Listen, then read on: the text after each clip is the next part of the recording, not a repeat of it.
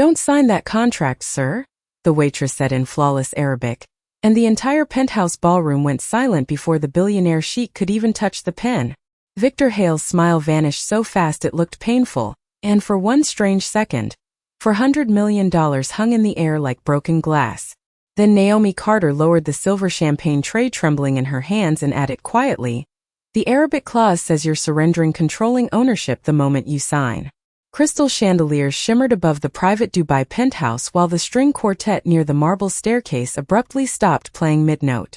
Every executive around the 40-foot glass table turned toward the young black waitress standing beside the wine cart as though they were seeing her for the first time. A few moments earlier, she had been invisible. Just another hotel employee refilling imported sparkling water and clearing untouched lobster plates from billionaire investors who barely looked at her face. Now, the room stared at her like she had detonated a bomb in the center of the negotiation. Sheikh Adrian Sinclair slowly lifted his eyes from the contract.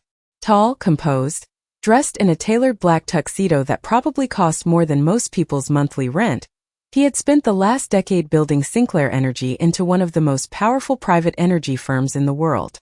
Men feared him in boardrooms. Governments competed for his approval.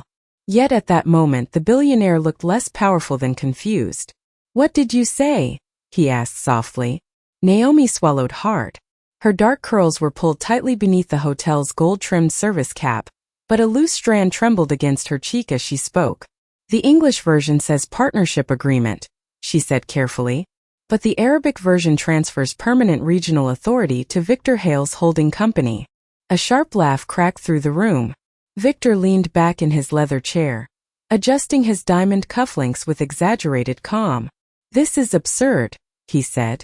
"Since when do hotel waitresses translate international contracts?" Several investors chuckled nervously, eager to follow the loudest voice in the room. One man muttered something about social media stunts. Another shook his head in annoyance as security near the elevator shifted closer. Naomi's fingers tightened around the tray until the metal edge pressed into her skin. Adrian studied her face carefully now. Not her uniform. Not her posture. Her face. "You speak Arabic?" he asked. Before Naomi could answer, Victor cut in sharply. "She probably memorized a few phrases online and wants attention. We're wasting time." But Naomi didn't look at Victor. She looked directly at Adrian. "Page 14, she whispered. Third paragraph under the Gulf Distribution Clause. The wording changes after the second signature line." The billionaire's attorney, Daniel Ross, frowned and quickly flipped through the thick contract binder. Silence spread across the penthouse except for the distant hum of helicopters outside the floor-to-ceiling windows overlooking downtown Dubai. Daniel's expression changed first. The color drained from his face so visibly that one investor stood up from his chair. "Wait," Daniel murmured. This translation isn't consistent." Victor's jaw flexed. "Daniel," he warned quietly. Adrian reached for the document himself. The room felt colder suddenly.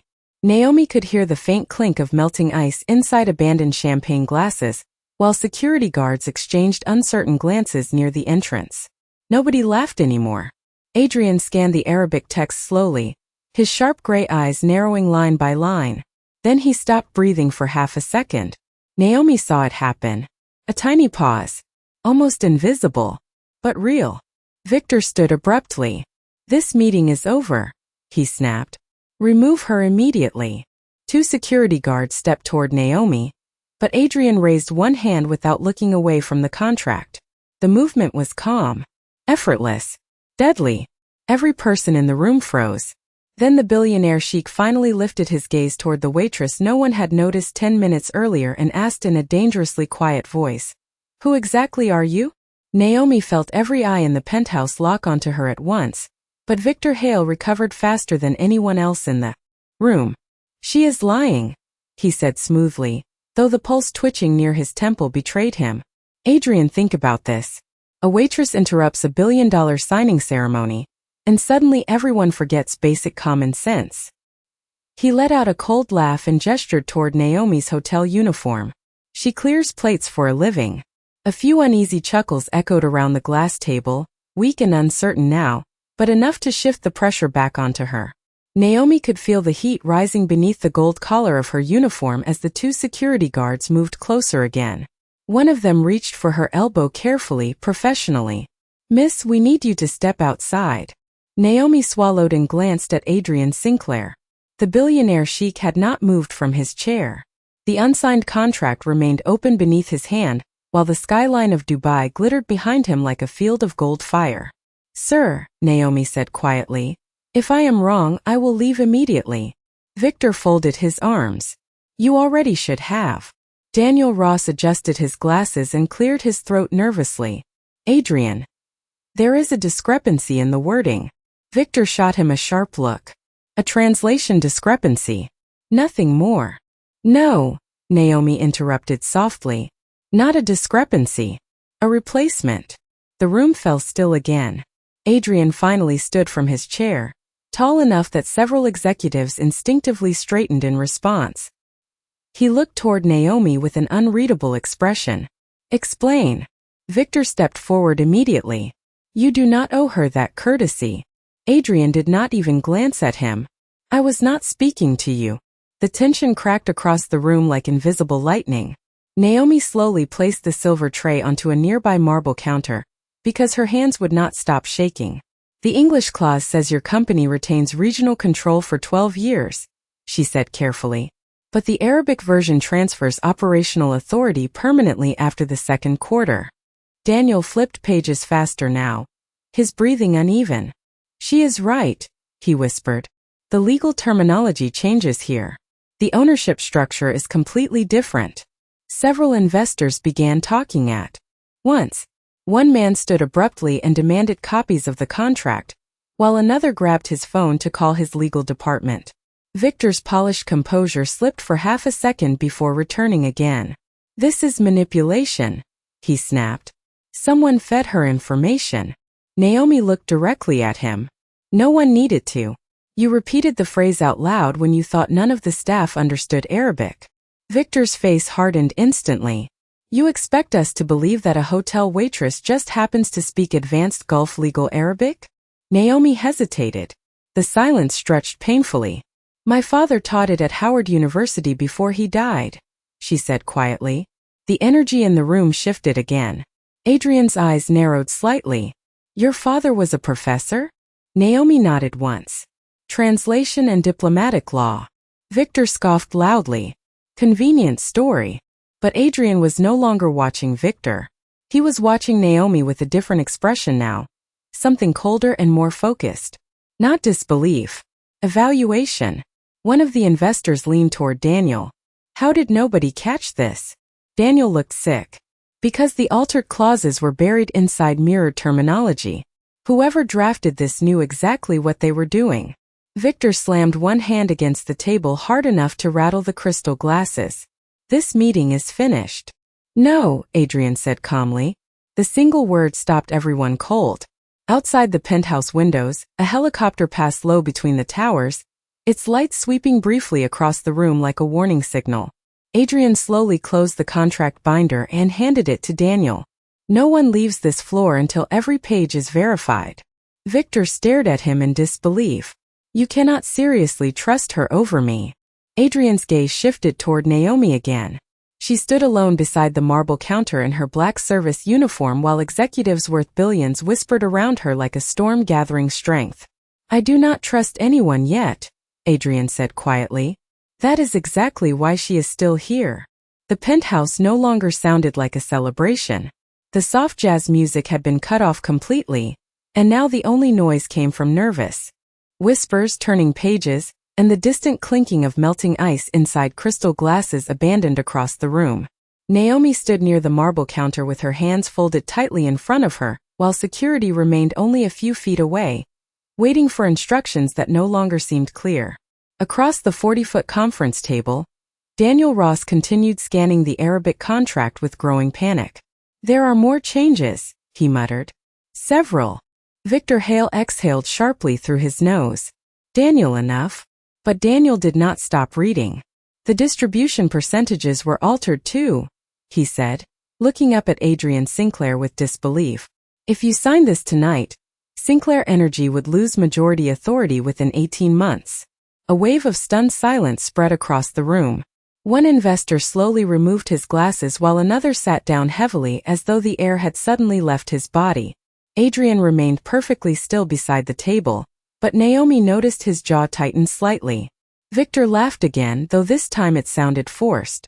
You are all reacting emotionally because of a misunderstanding created by a hotel employee. Naomi finally spoke. Then ask him why the Arabic draft was hidden until tonight. Victor turned toward her so quickly that several people flinched. You need to stop talking.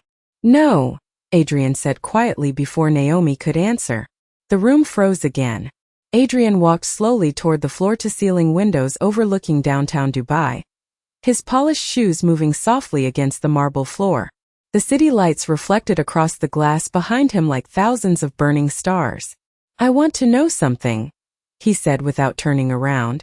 Why would a waitress recognize advanced contractual fraud faster than my legal review team? Nobody answered immediately. Naomi could feel dozens of eyes shifting back toward her again. Because most people only read the English version, she said carefully. Adrian turned slightly. And you? Naomi hesitated for half a second. I read both. Victor scoffed loudly. This is ridiculous. But Naomi was no longer intimidated by his voice. The fear was still there inside her chest. Sharp and cold, but something else had replaced the panic now. Anger. The wording pattern gave it away, she continued. The legal phrasing in sections 4 and 9 does not match Gulf regional formatting. Whoever changed it copied terminology from older petroleum agreements used in Bahrain nearly 20 years ago. Daniel slowly lowered the contract binder. She is right, he whispered. That wording is outdated. Several executives exchanged alarmed glances. One woman near the end of the table stared openly at Naomi now, no longer seeing a waitress at all. Victor slammed the binder shut. This has gone far enough. Actually, Naomi said softly, there is one more thing. The room became silent again. Even the security guard stopped moving. Naomi reached carefully into the pocket of her uniform apron, and Victor's face changed instantly. Not anger this time. Fear. Small. Brief. But real. Adrian noticed it immediately. Naomi pulled out a folded white napkin from the hotel lounge upstairs. You dropped this during the private meeting before the signing ceremony, she said quietly. Victor stepped forward. That is enough. But Naomi unfolded the napkin slowly on the marble table. Written across it in blue ink was a short Arabic sentence followed by a sequence of account numbers and a phrase that made Daniel's expression collapse completely. Transfer after signature confirmation, Daniel read aloud. His voice cracked. One investor stood up so abruptly his chair nearly tipped backward. My God! Victor looked around the room and realized something terrifying. Nobody was defending him anymore. Adrian stepped closer to the table and stared at the handwritten note for several long seconds. Then he lifted his eyes toward Naomi again. Her black service uniform suddenly looked painfully out of place among the billionaires and executives surrounding her. Yet somehow she stood taller than all of them. You kept this? Adrian asked quietly. Naomi nodded once. Because my father taught me something before he died, she said. People hide lies in places they think invisible people will never notice. The silence that followed felt heavier than the skyscrapers outside the penthouse windows. Then Adrian slowly reached for the napkin, folded it carefully, and slipped it into his jacket pocket while Victor Hale watched the entire room begin turning against him. Victor Hale recovered just enough to smile again, but the confidence behind it was cracking now like thin ice under pressure. You are seriously allowing a waitress to sabotage an international acquisition because she found a note on a cocktail napkin? He asked, spreading his hands toward the investors around the room. Look at yourselves. This is hysteria. Nobody answered him. The silence felt dangerous now, thick and electric beneath the golden chandelier light. Adrian Sinclair stood motionless near the head of the table, while Daniel Ross continued rereading the altered contract pages with visible disbelief. Naomi remained beside the marble counter, painfully aware that she was still wearing white gloves meant for carrying champagne, not exposing billion-dollar fraud. Victor pointed toward her sharply. She planted that note. Naomi looked directly at him. Then why did you turn pale the second I took it out? A few executives exchanged startled glances. One man coughed awkwardly into his hand while another quietly pushed his untouched drink aside. Victor laughed again, louder this time, but it sounded desperate now. Adrian, this is exactly why emotional interference destroys business judgment. She manipulated the room. Adrian finally spoke. Did she? Victor froze for half a second. Adrian walked slowly back toward the table, his polished shoes echoing softly against the marble floor. Because from where I am standing, he continued calmly, she has provided more evidence in 20 minutes than your legal team has provided all quarter. Victor's expression hardened instantly. Careful. The word came out low and sharp. Several people looked up at once. Adrian stopped directly across from him. The two men stood only a few feet apart now beneath the glowing skyline outside the glass walls. No, Adrian said quietly. You should be careful. The temperature in the room seemed to drop 10 degrees.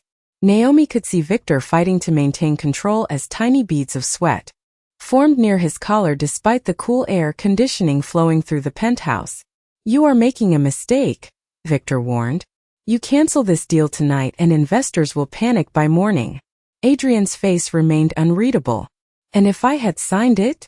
Victor said nothing. Daniel slowly closed the contract binder. The company would have been trapped in irreversible litigation within 2 years, he admitted softly. Possibly sooner. One of the board members muttered a curse beneath his breath. Another investor stared openly at Victor now with visible disgust. The balance of power in the room had shifted completely, and everyone could feel it happening in real time. Victor suddenly turned toward Naomi again. Who sent you? Naomi frowned. No one. Do not insult my intelligence, Victor snapped. People do not randomly memorize international petroleum law while carrying appetizer trays. Naomi's fingers curled tightly against the edge of the marble counter. My father used to test me with legal translations at the dinner table when I was 10 years old. Victor smirked coldly. And now you work room service. The insult landed hard enough that several executives visibly winced. Naomi lowered her eyes for one brief second, but before Victor could continue, Adrian spoke again. Enough. His voice was not loud. Did not need to be. The entire penthouse went silent instantly. Adrian looked at Naomi carefully now, not with pity but with focus. Why did you risk this? He asked quietly. Naomi hesitated. The city lights reflected in her dark eyes as helicopters drifted between skyscrapers outside the windows. Because I recognized the wording, she answered softly. And because I watched my father lose everything after warning people about contracts like these. Victor rolled his eyes dramatically. Here comes the tragic story. Adrian turned toward him slowly. You would be wise not to speak again unless you can explain the altered clauses. Victor's jaw flexed hard enough to show through his face. For the first time all night he looked cornered. Not embarrassed. Cornered. Then one of the security guards near the elevator suddenly pressed a hand to his earpiece and looked toward Adrian with visible uncertainty. Sir, he said carefully, corporate compliance just called downstairs. They are requesting immediate access to this floor. A cold silence spread across the penthouse. Victor's face lost all remaining color. The private elevator doors opened with a soft chime, and 3 compliance officers stepped into the penthouse carrying silver tablets and sealed document cases. Nobody in the room moved. Victor Hale stood rigid near the conference table, while the color continued draining from his face beneath the chandelier light. One of the officers adjusted his navy suit and addressed Adrian Sinclair directly. Sir, we received an anonymous internal alert regarding unauthorized contract alterations tied to tonight's signing. Victor immediately pointed toward Naomi. There. That is your source. A hotel waitress causing disruption because she wants attention. But the compliance officer barely glanced at her. Actually, sir, the alert was submitted from inside Hale International Holdings, approximately 30 minutes ago. The room erupted into whispers again. Several executives began checking their phones while investors exchanged tense looks across the glass table. Victor laughed sharply, but the sound cracked midway through. This is corporate sabotage. Adrian remained calm. Too calm. Naomi noticed it immediately. The billionaire Sheikh no longer looked shocked. He looked focused. Dangerous in a completely different way now. He turned toward the compliance team.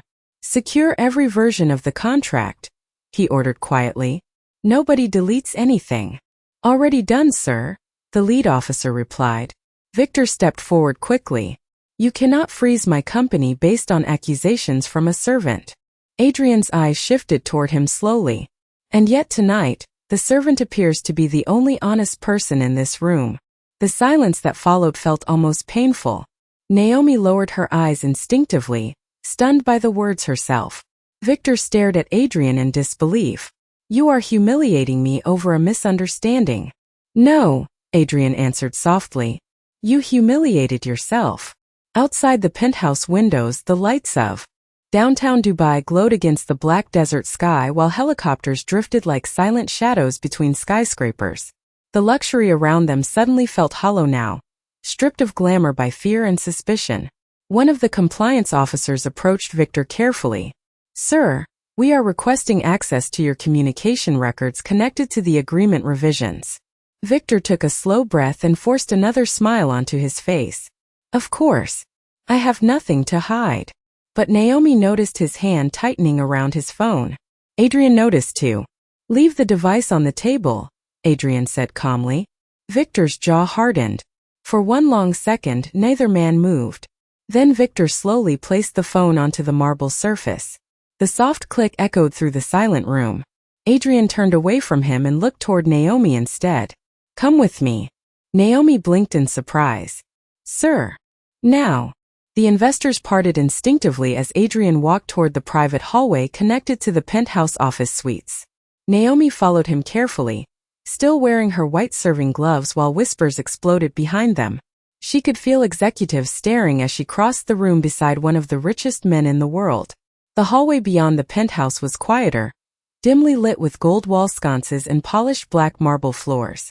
The distant noise of the party faded behind them as Adrian pushed open the doors to a private executive lounge overlooking the city. The room smelled faintly of leather, coffee, and expensive cedarwood. Naomi stopped near the doorway uncertainly. I should probably return downstairs, she said softly. Adrian closed the door behind them. No, the single word hung heavy in the quiet room. He loosened his tuxedo collar slightly for the first time all evening and studied her carefully. You knew exactly what those clauses meant within seconds, he said. That is not normal. Naomi folded her hands tightly. My father believed language was the most dangerous weapon in business. Adrian walked toward the window overlooking the glowing city beneath them. And what did your father do when people ignored his warnings? Naomi hesitated. The memory clearly hurt. He kept warning them anyway. Adrian nodded slowly as though the answer confirmed something inside his own mind. Then he turned back toward her with an expression Naomi could not fully read. Not suspicion anymore. Respect. Tonight, he said quietly, you may have saved my company. Naomi looked down at the white gloves still covering her hands.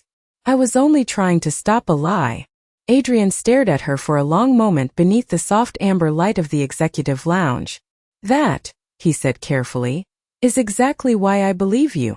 Naomi had barely lowered herself into the leather chair inside the executive lounge when the silence shattered again. Adrian Sinclair's phone vibrated sharply across the glass table beside him, the screen flashing with 3 urgent notifications from corporate compliance. He picked it up, scanned the messages once, and his expression darkened immediately. What happened? Naomi asked quietly. Adrian looked toward her. Victor attempted to access the contract servers remotely 5 minutes ago. Naomi felt cold all at once. Can he erase the files? Adrian slipped the phone back into his jacket. Not anymore. The city lights below the lounge windows flickered across his face as he walked toward a hidden wall monitor built into the marble paneling. With one touch, security footage filled the screen. Naomi stared as multiple camera angles from the penthouse replayed the last hour in sharp high definition. Victor speaking privately with attorneys. Victor replacing folders. Victor dismissing hotel staff before the signing ceremony. Then another clip appeared. Victor standing alone near the conference table nearly 40 minutes before guests arrived, carefully switching pages inside the contract binder. Naomi stopped breathing for a second. Adrian did not react outwardly, but the silence around him became heavier. "He edited the documents himself," Naomi whispered. Adrian nodded once. "And he assumed nobody would notice." The monitor shifted again. A compliance technician had enlarged footage from the private lounge upstairs. Victor's handwritten note was visible beside an open laptop displaying Arabic legal formatting software. Daniel Ross appeared beside him briefly before leaving the room looking nervous. "Daniel knew something was wrong," Naomi said softly. Adrian folded his arms. "He knew enough to stay quiet." Naomi lowered her eyes. "People stay quiet when powerful men sign their paychecks." Adrian looked at her carefully after she said it. Not offended. Thoughtful. The billionaire Sheikh had spent years surrounded by executives who agreed with him instantly, investors who praised him constantly, and assistants who anticipated every request before he spoke. Yet somehow the only person who had protected him tonight was a waitress carrying champagne through a room full of millionaires. A soft knock interrupted the silence. Adrian opened the door slightly while one of his security advisors handed him a sealed tablet. "Sir, compliance finished tracing the financial transfers connected to Hale International." Adrian glanced at the report and his expression hardened further. "3 offshore accounts," he murmured, "hidden beneath shell corporations." Naomi could hear the tension growing outside the executive lounge now. Voices, footsteps, the distant sound of elevator doors opening and closing repeatedly. Whatever was happening downstairs, the situation was escalating fast. Adrian looked back at the monitor where Victor's image remained frozen beside the altered contract pages. "Do you know what bothers me most?" he asked quietly. Naomi shook her head. "He thought I would never read the Arabic version myself." Naomi hesitated before answering carefully. "People with power sometimes trust convenience more than truth." Adrian gave the smallest nod, almost like he respected the honesty of the answer. Then the security advisor spoke again from the doorway. "Sir, there is another issue." Adrian looked up. "What now?" "Someone attempted to access Miss Carter's employee records from inside the hotel network."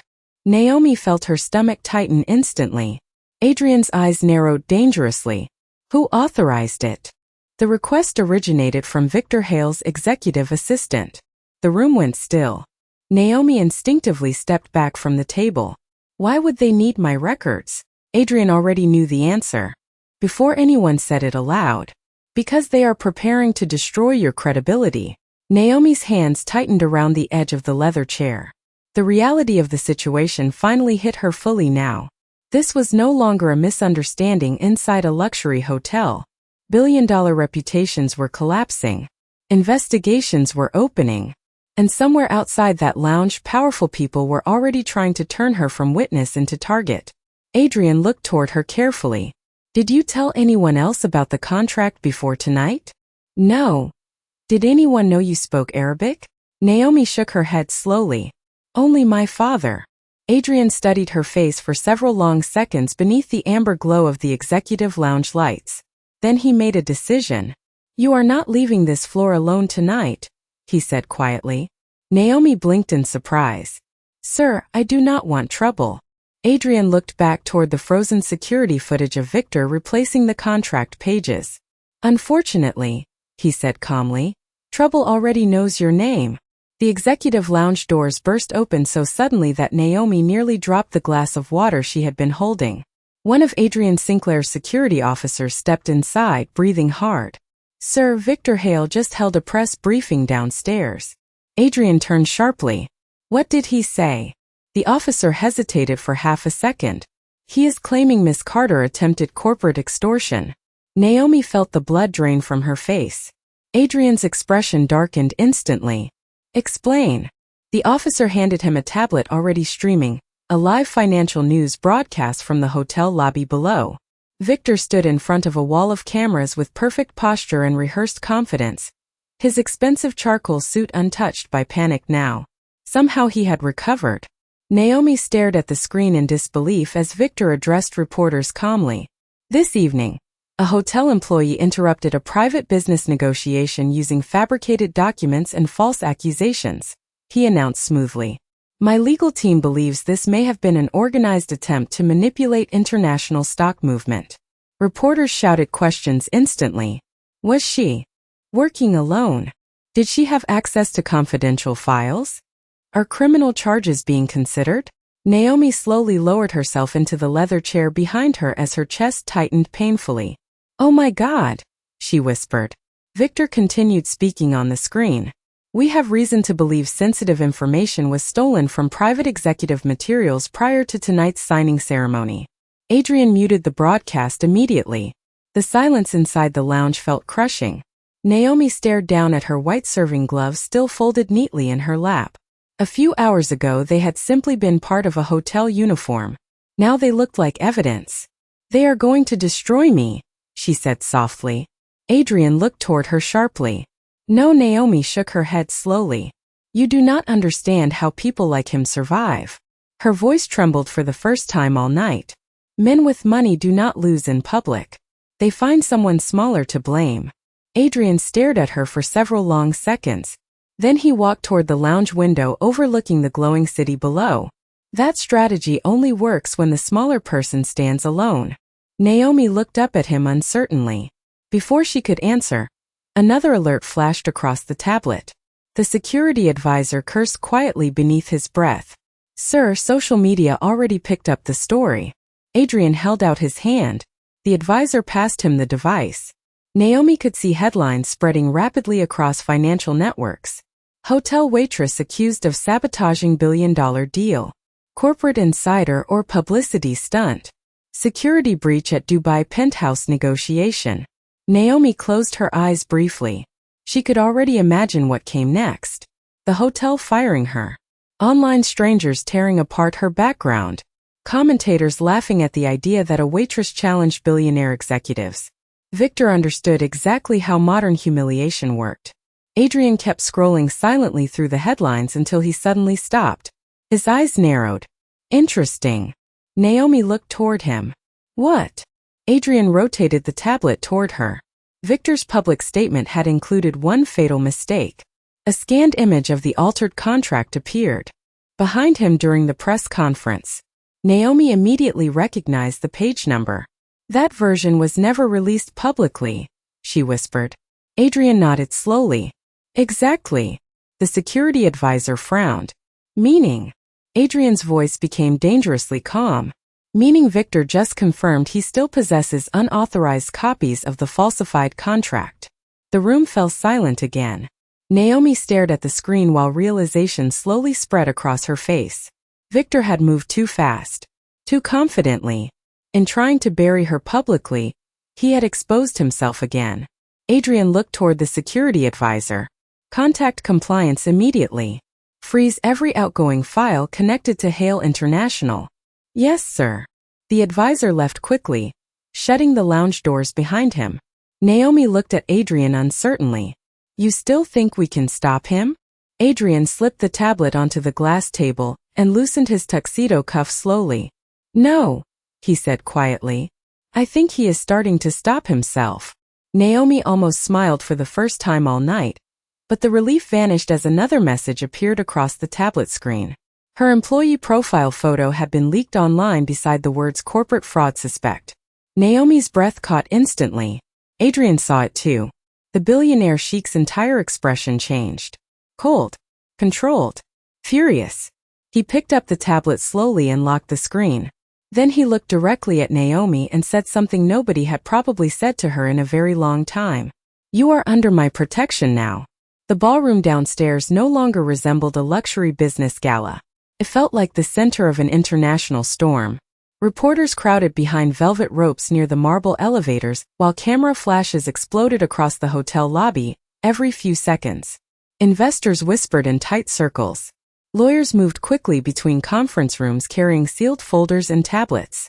Above it all, giant television screens mounted across the hotel now displayed breaking financial headlines tied to Hale International. Inside the executive lounge upstairs, Naomi stood frozen beside the window as another news anchor repeated her name on live television. "I cannot do this," she whispered. Adrian Sinclair looked toward her immediately. "Yes, you can." Naomi shook her head.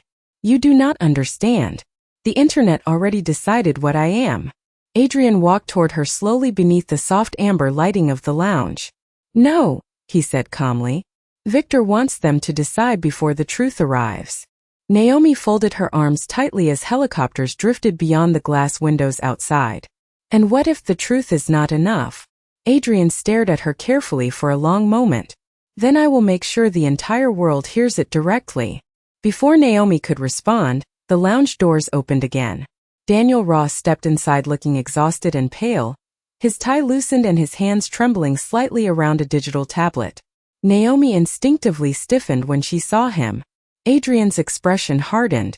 Tell me you have something useful. Daniel nodded quickly. Compliance recovered deleted server logs from Hale International. He placed the tablet onto the glass table.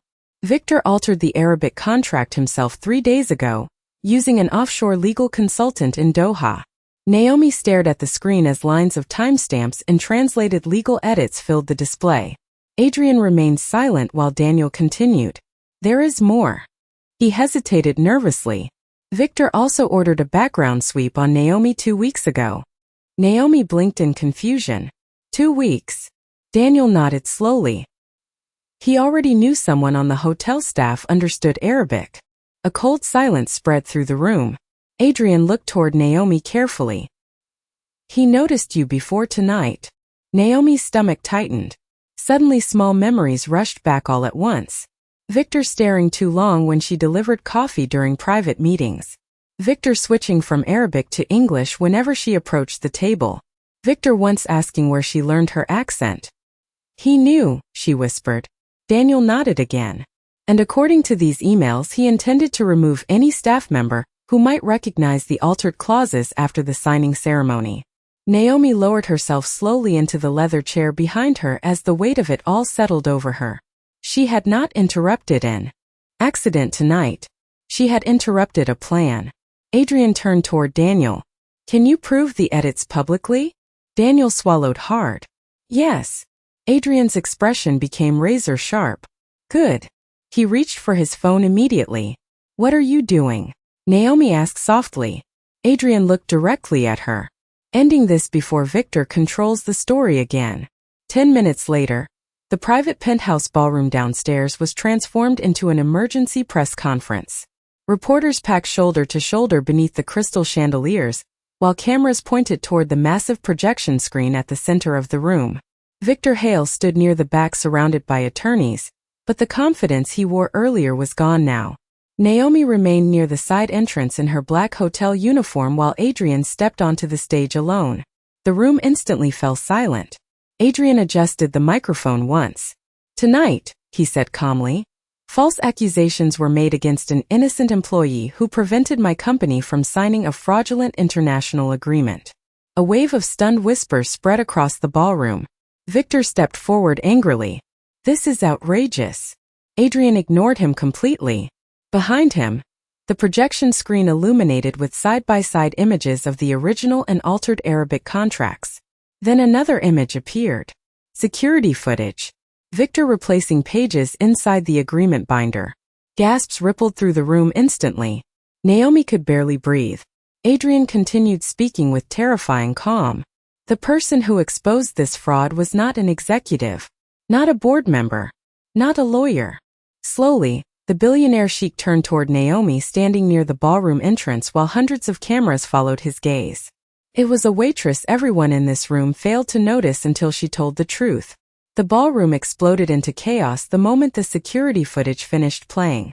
Reporters surged forward beneath the chandeliers, camera flashes bursting across the marble walls like lightning while investors shouted questions over one another. Victor Hale stood frozen near the center of the room, his attorneys surrounding him tightly now as compliance officers moved through the crowd with sealed evidence cases. Naomi remained near the ballroom entrance unable to move, her heart pounding so hard she could hear it over the noise. Just an hour earlier, people in this same room had looked through her as though she were invisible. Now every camera in Dubai seemed pointed directly at her face. Adrian Sinclair remained perfectly composed on stage despite the storm unfolding around him. Every altered document has been turned over to international investigators, he announced calmly into the microphone. And every accusation made against Miss Naomi Carter has been formally withdrawn effective immediately. A wave of whispers swept through the ballroom again. Naomi lowered her eyes instinctively as reporters began calling her name from across the room. Miss Carter, did you know your life was in danger? How long have you spoken Arabic? Did you investigate Hale International yourself? The questions crashed together endlessly until Adrian raised one hand. Silence spread almost instantly. She is not a criminal, he said firmly. She is the reason this company still exists. The room fell quiet again. Even the reporters stopped talking for a moment. Naomi looked up slowly toward the billionaire Sheikh standing beneath the golden chandelier light. There was no performance in his voice now. No corporate polish. Just truth. Victor suddenly stepped forward despite his attorneys trying to stop him. You are making a mistake, Adrian, he snapped desperately.